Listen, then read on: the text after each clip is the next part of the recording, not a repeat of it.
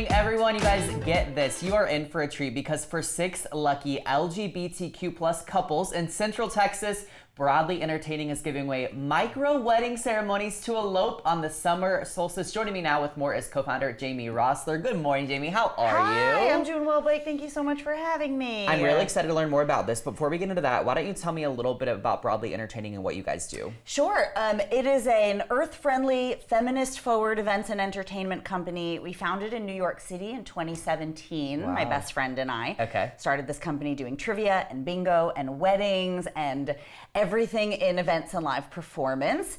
And as with many other people, things have changed a lot over the years. Yeah. And now I am in Austin, Texas, and I'm focusing on weddings and live events. I love this. Well, we're happy to have you in Austin, I have to say first. And then secondly, okay, so you've got this incredible event coming up this summer, the United States of AmeriQueer. Tell me what exactly this is and what you're doing. This is micro weddings for self-identified LGBTQ plus couples. Okay. Micro weddings for practically free. I'm an ordained minister. Okay. And I love writing custom weddings that help express people's story together. And, you know, every couple is unique and the way that they got together is unique. So I'm very excited to offer people an opportunity to marry on the summer solstice with some of their closest friends, and it costs them barely a thing. Which is incredible because weddings can be very expensive very quickly. Now, micro wedding, not a term a lot of people may be familiar with. Kind of tell me exactly what that is. Yeah, it's catching a lot of steam, micro weddings. I think officially it's any wedding with fewer than 50 guests. Oh, okay. And it might imply a bit more intentionality than your traditional, what you think of when you think wedding, big wedding, 100, 200, 300 guests. And then after that, it's up to you and why it's important to the couple to have a micro wedding. Yeah. Once the couples are selected, what exactly do they receive? What are they getting with this micro wedding?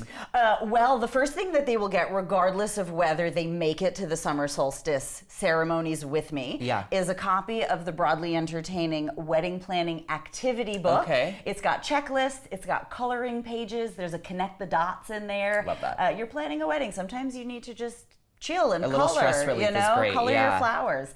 And then also a copy of this custom questionnaire that I use to write the ceremonies, but it's helpful for any couple when they're going. Can you give me an idea of what maybe some of the questions that are in the questionnaire? Oh, sure. You know, what's something that your partner does that you find endearing? When did you decide or know or realize that you wanted to marry each other? What's a memory that you hope to always hold on to? So it gives couples a chance to reflect on why they're really doing what they're doing. It can be easy to get lost in wedding planning. I think the intentionality of that is really cool because I know when I go to weddings, it's like I always appreciate more when I feel like the person marrying the couple is like very involved and like tried to kind of get to know the couple. You know, when my wife and I got married, my brother did it, and it was nice to have someone who knew our story and knew what was going on. So I think that's a really special detail and opportunity that you're giving someone. That's how I started, was I got ordained to marry my brother and now sister-in-law. Very cool. And then I was like, I love doing this. Let's do more of these. Okay, very cool. Now, micro wedding. Again, different than like a big wedding, something people, maybe a new idea. What are maybe a couple tips, like 3 tips per se that you would share of how to kind of do this, what to look for? I do have my favorite 3 tips that I will give you, but I'm also going to say for anyone who's planning a micro wedding, a really good resource is Micro Wed Collective. And you can find all sorts of posts, ideas, suggestions, hot tips. It focuses on micro weddings. My favorite tips are know your whys. Why are you having a micro wedding? Is it a budget choice? Do you not like big parties? Do you have family difficulties? You know, there are a lot, maybe your dream venue only fits a certain amount of people, and that's an important thing for you to have. And that's gonna be a base that you can always return to. Honestly, micro wedding or giant wedding, know your why.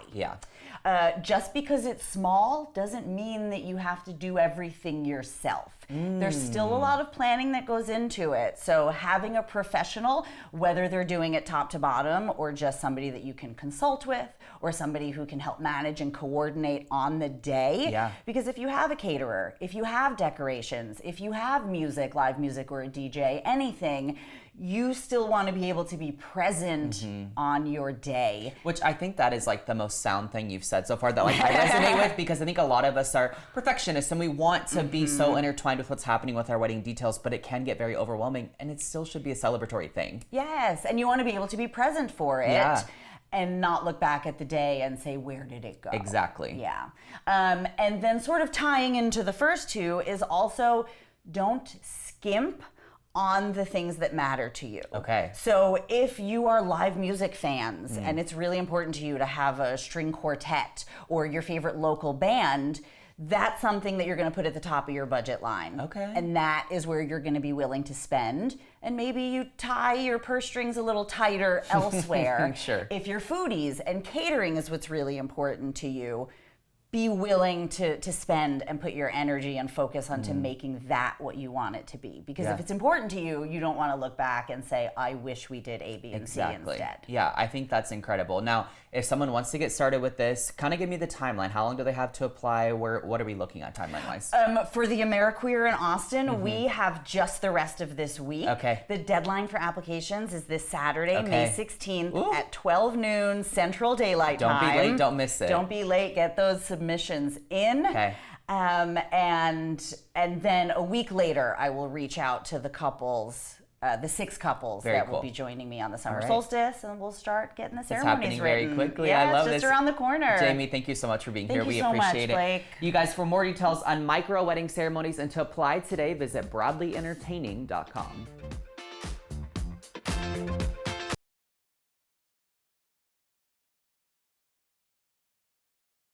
The following portion of Studio 512 is sponsored by Marbridge Foundation. May is for Marbridge. That's the word from Charles Milligan. He's the owner of Doc's Backyard Bar and Grill in Sunset Valley. We've also got Caitlin Benke, Development Coordinator with Marbridge, here to tell us a little bit more about what this month is all about. So we're coming to you first, Caitlin. Tell us again about Marbridge, if you wouldn't mind, just for those watching maybe for the first time at home, and who y'all serve. Yeah, so Marbridge is a nonprofit residential community for adults with intellectual and developmental disabilities. So the population we serve is 275 of those adults from 18 through end of life.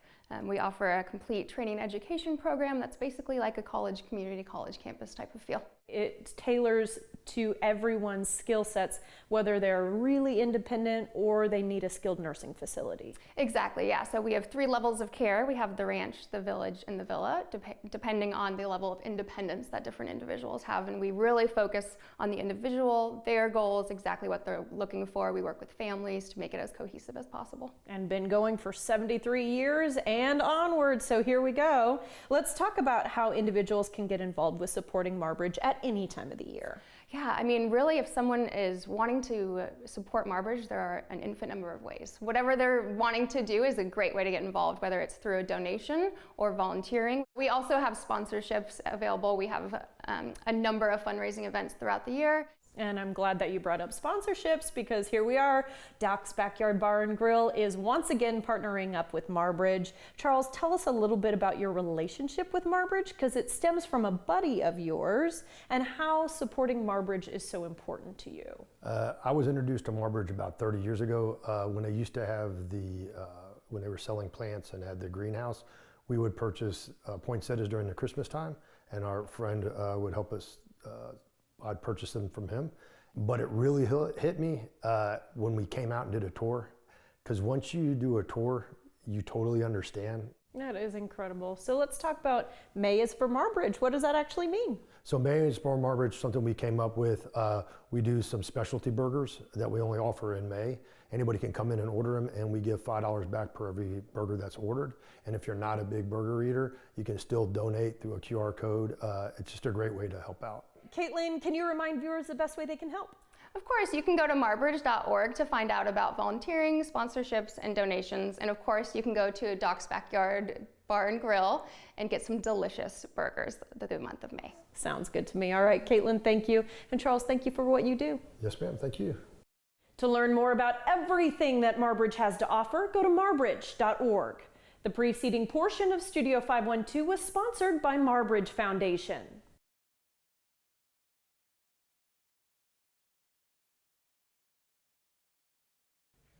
Transition Sober Living exists as a safe space to help men overcome substance abuse disorders by embarking on a wellness and wholeness journey to better their lives. Joining me now is founder Jake Sieber. Good morning, Jake. How are you? Good morning. Thanks for having me. Why don't you tell me a little bit about Transitions and why you created this? So I started Transitions back in 2018 as a way to give back, help others. I always wanted to help people, and this was kind of just part of my journey and where I ended up. Very cool. Now, you've walked through kind of a substance abuse disorder of your own. Tell me a little bit about your own journey.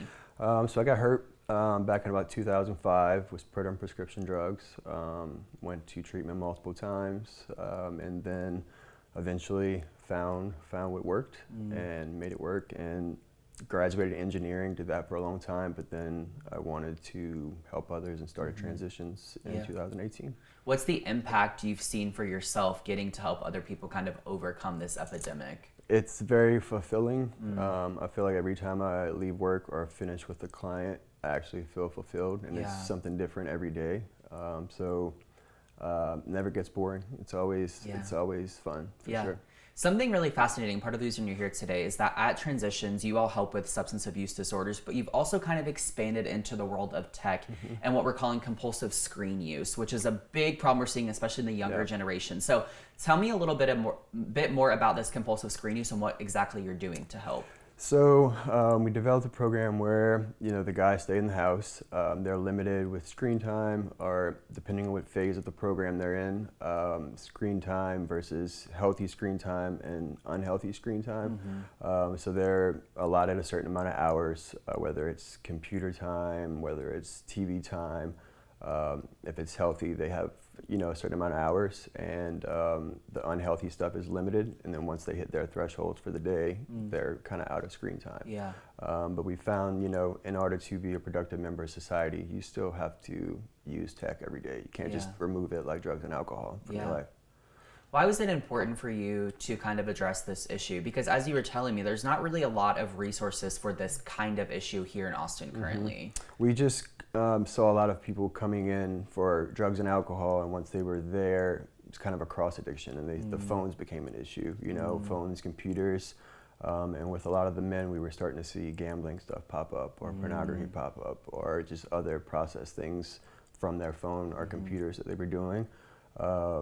And it was kind of the first wave of iPad babies from 20 years ago, that all of a sudden all their friends are through a computer screen. They don't have many interpersonal connections with people. So it's kind of what we focus on is removing the devices, then building a community, and then them having healthier habits moving forward. You mentioned iPad babies, which is like a term that's been coined, I think, and it's so funny because it's so true. And we're seeing younger and younger, they're attached to the iPad, they're attached to the tablet, they're attached to the technology. But in the work that you're doing the last few years that you've been addressing this issue, what is kind of the general range or demographic that you're working with? Right now, I'd say mid-20s to mid-30s. Okay. But I mean, everybody, I think, has a little bit of a tech addiction. A tech addiction somewhat. We all are on our phones constantly. It's part of everyday life. Everybody runs businesses, communicates. So it's tough to be able to have an addiction to something like that, or an issue, but it's still always in your hand because you have to have it. Something that I think is interesting is addressing the difference between a heavy habit and a deeper problem. How do you kind of define that, and what should we know? So a habit is something that you have, but you don't really want to stop or have any intention in stopping. Where dependence, you've tried to stop, you want to stop, you've tried multiple times, but you just can't seem to stop. It's almost just like an impulse. As soon as you wake up in the morning, it's the first thing you do. If you go to bed, it's the last thing you do before you put it down to go to sleep. It's interesting because with addiction in really any form, right? Sometimes it's hard to notice when someone we love or someone we know is struggling or having a problem. What are the warning signs within this kind of issue? A lot of isolating. They do have a lot of isolating. They'll lose interest in basic things they used to enjoy. You don't really see the physical effects as much as you do with drugs and alcohol, so it's not physically noticeable. But people will sometimes feel like they're competing with the screen time to have the relationship with the person. That's one big thing. Or just removing the tech, they kind of have the same behaviors where it kind of freak out, that they don't have the device in their hand anymore. What are some tips you would share with either parents or friends, or just really anyone, to kind of combat this issue before it becomes a greater problem? just be aware, and if your gut's telling you something's not right, it's probably not right. It's not a good situation, and we're happy to help. Just get on it before it gets too bad, because it's only get progressively worse. Sure. And what about just the everyday person, right? Like I think about me, like I'm always on my phone, I'm always on social media, I'm always on my email because of work and personal and whatever, but like what are ways to kind of slow that down as well to avoid, you know, one of us having this issue eventually? I think the biggest thing is just being aware. You know, you're being aware that you do spend a lot of time on your phone, where the people that struggle with it a lot don't have that clarity, you know. They'll scroll for 15, 16 hours a day sometimes, and ask them what they looked at, and they can't even tell you. It's just doom scrolling, you know. So I think just being aware, and knowing what you're using it for, and set parameters around it if you can. Yeah, very cool. Well, Jake, thank you so much for being here. We appreciate it. Lots of great work happening over at Transitions. And you guys, to get started today with Transitions, take the first step and learn more details. Visit transitionsatx.com.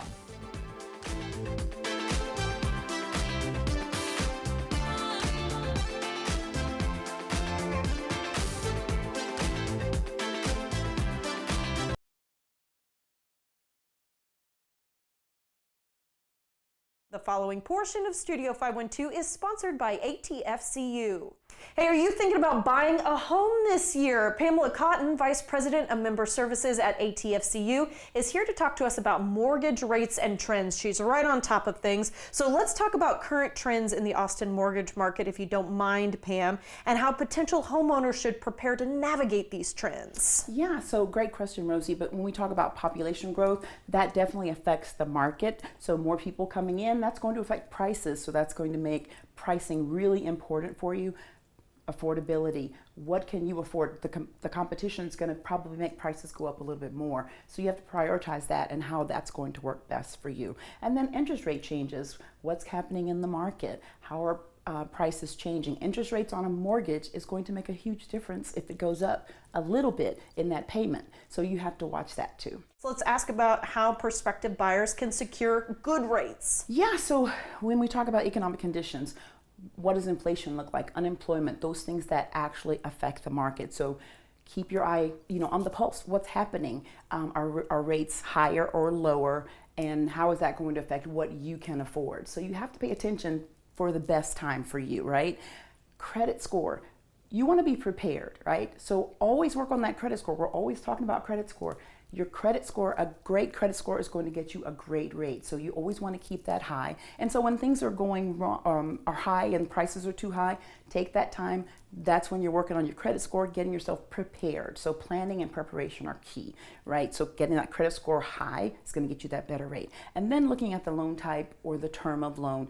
VA loans have great benefits. If you don't qualify for that, look at the Fannie Mae loans and things like that. What's going to have the best rate for you? So let's talk about what steps a potential homeowner should take to apply for a mortgage. Maybe they've got that credit score high, they've been waiting a long time, this is it. And how can these steps enhance their home buying experience? Yeah, so you boosted your credit score, get pre-approved. That's going to make you the serious buyer. So in a competitive market, when you're going to somebody, you show that you're pre-approved, that's going to put you at the top of their list for considering you for that buyer, right? And then having all your documents in place, your bank statements, your pay stubs, all those things that tell your financial status. Have those things ready because that's going to help you in your pre-approval process. And then we talk about selecting the right lender. The right lender. Of course, Austin Telco is your right lender. But we have great rates, we have great resources. Check out our website. We're going to do everything we can to help you get into the right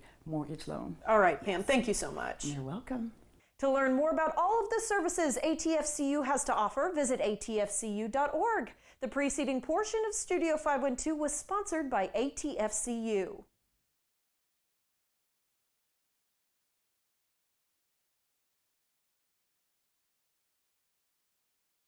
Peacock's newest original, MIA, takes you down to the Florida Keys, where one family uses their boat fishing business as a facade for something far more unexpected, embarking the audience on an intense yet powerful journey of discovery, courage, and grit.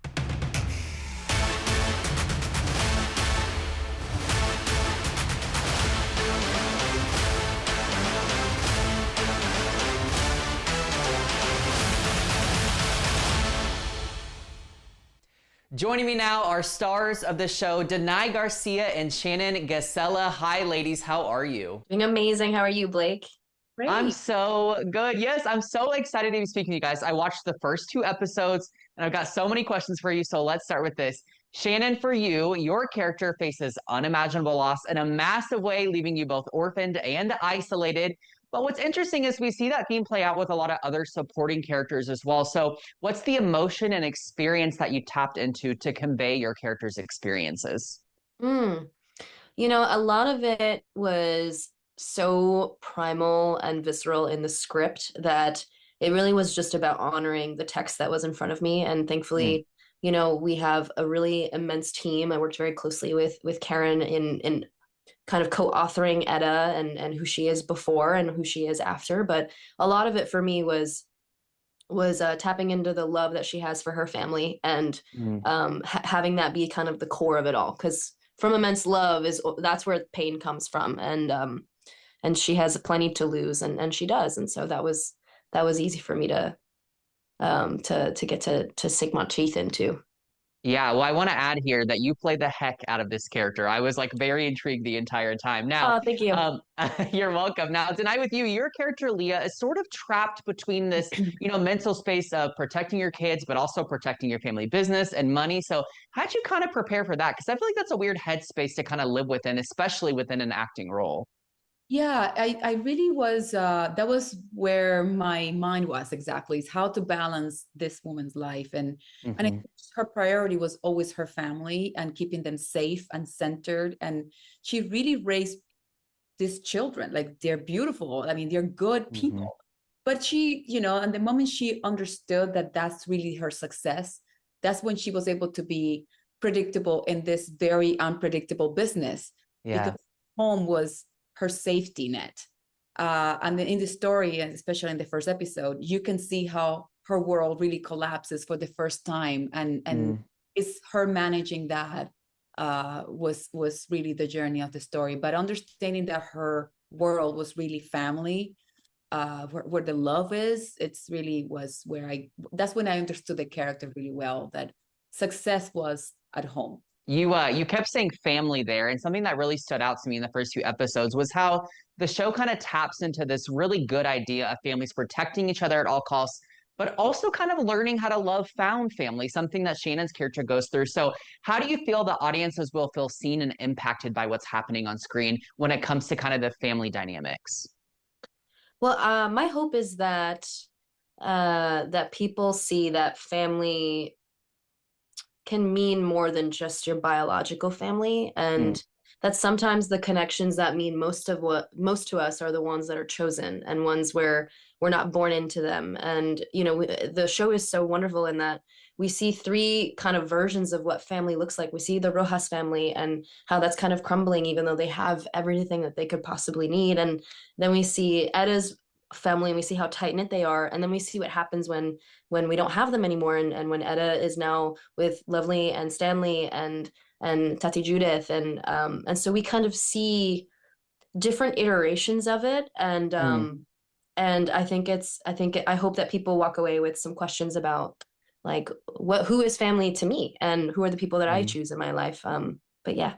The diversity of this show was something that specifically really stood out to me within the characters, right? We've got people from all backgrounds, but also specifically, in the first few episodes, we see the deaf character and the neurodivergent character. And I just think it's so beautiful that all of that is spotlighted within the writing of the show. So how proud does it make you to be a part of a project like this that is spotlighting so many different areas of diversity?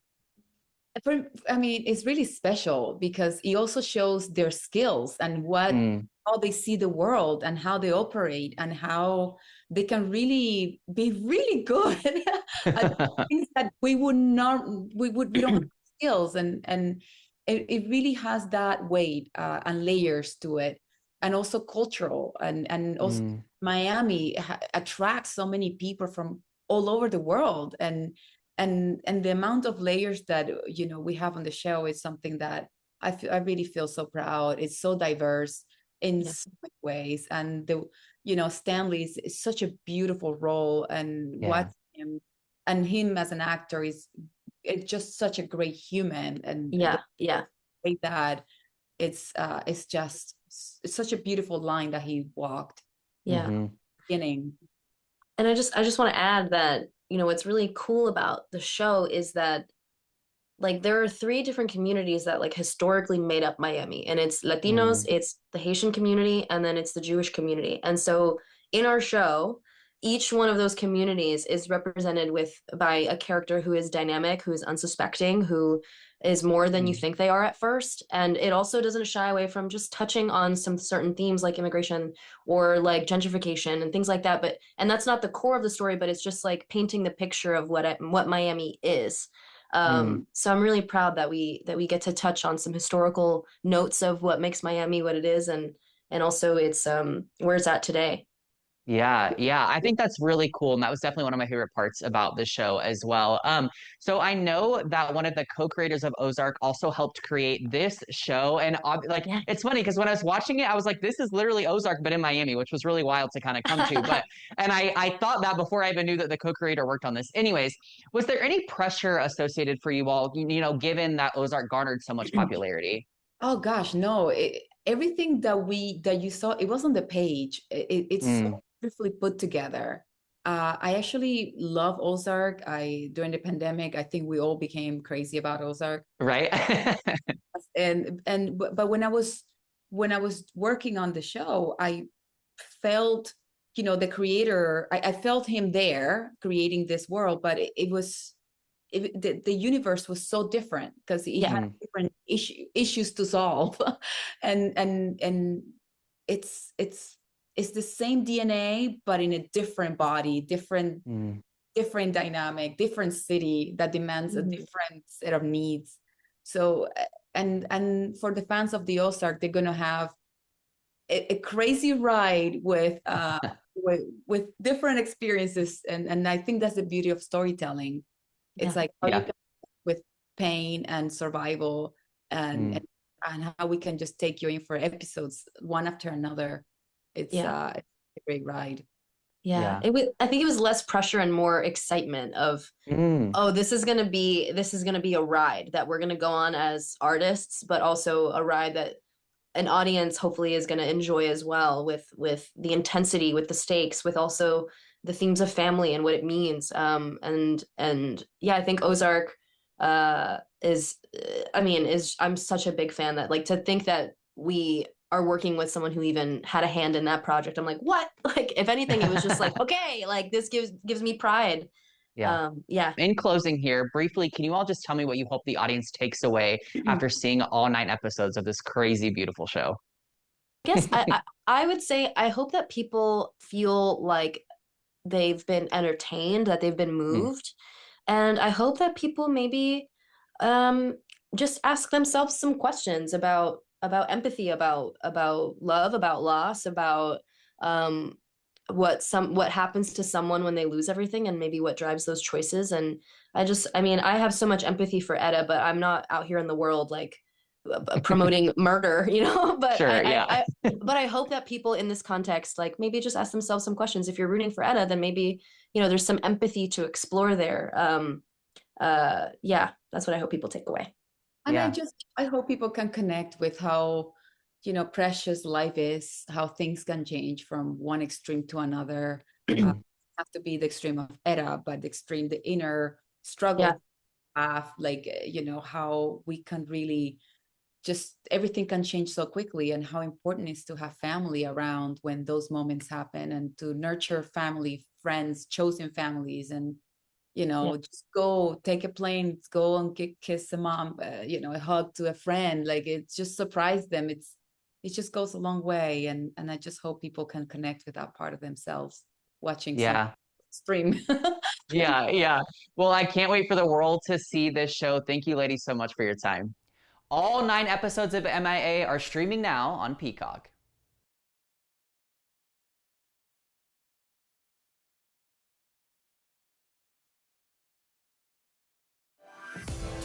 Hey everyone, I'm at Burger Stadium down south, where our women's tackle football team, the Austin Outlaws, play their first game of the season.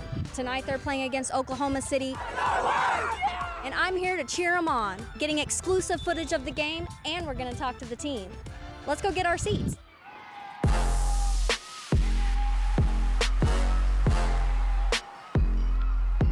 The Austin Outlaws take on the Oklahoma City Force for their first game of the season.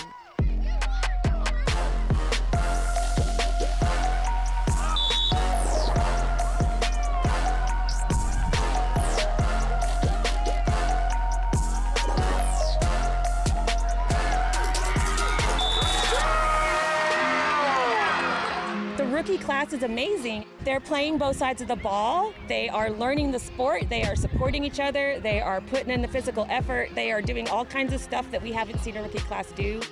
Offense, let's go! Offense, let's go! They're doing everything right. When we tell them to do something, we have them playing 3, 4, 5 different positions tonight. They're killing it. They look great.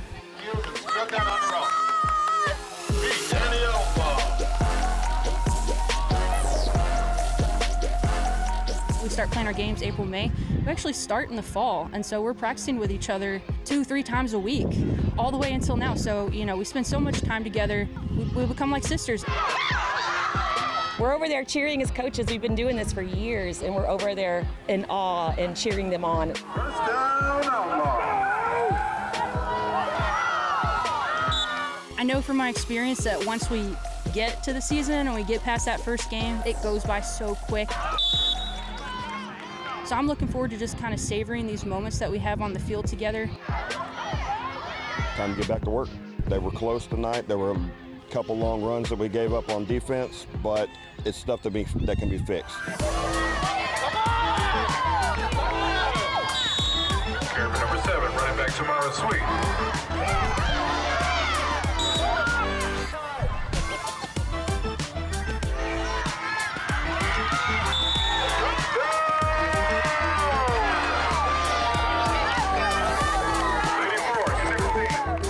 Austinites who, you know, want something fun to do on a Saturday night. It's a great place to bring your families, your kids, get outside and see some football.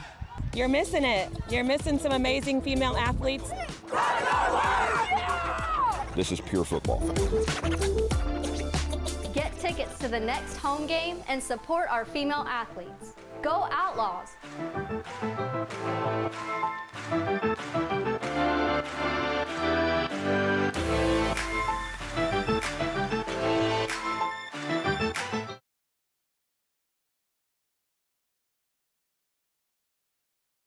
The following portion of Studio 512 is sponsored by Plexiderm.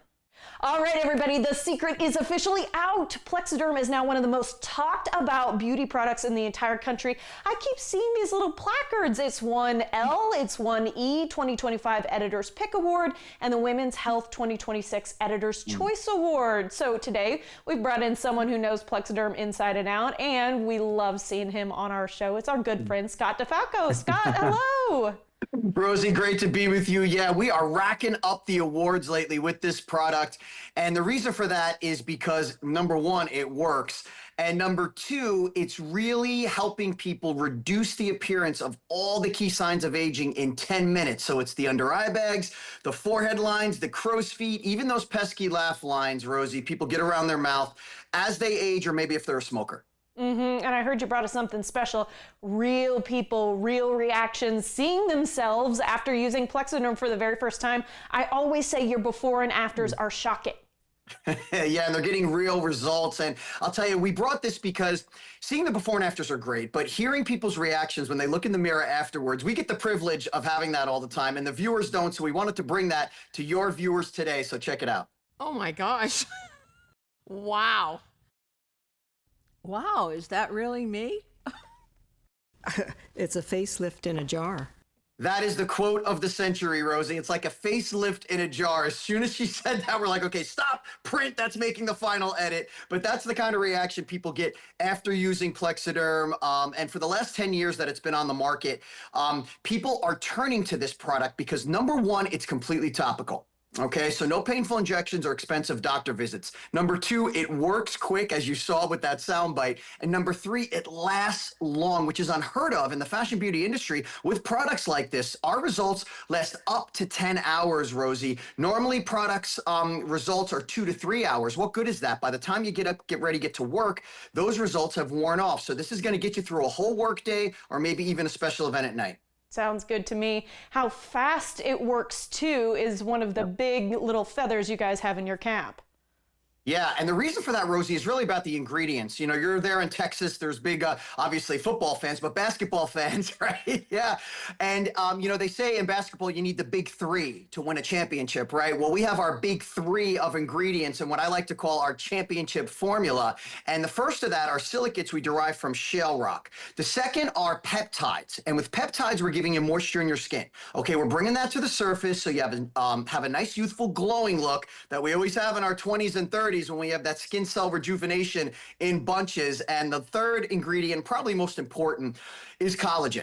And as all ladies know, that is for the firmness. So when you combine those, that's why this product is so effective, working quick, lasting long, and winning awards. Powerhouse team. Okay, what special are you running right now?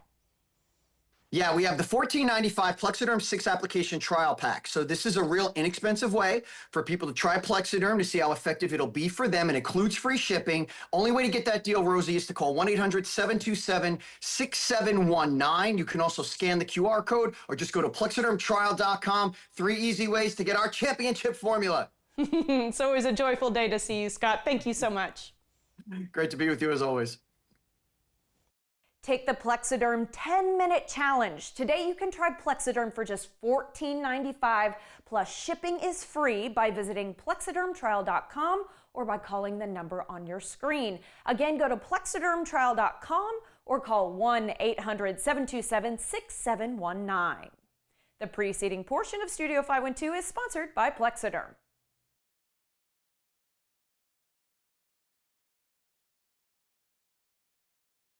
Content segments during Studio 512 were paid for by Marbridge Foundation, ATFCU, and Plexiderm.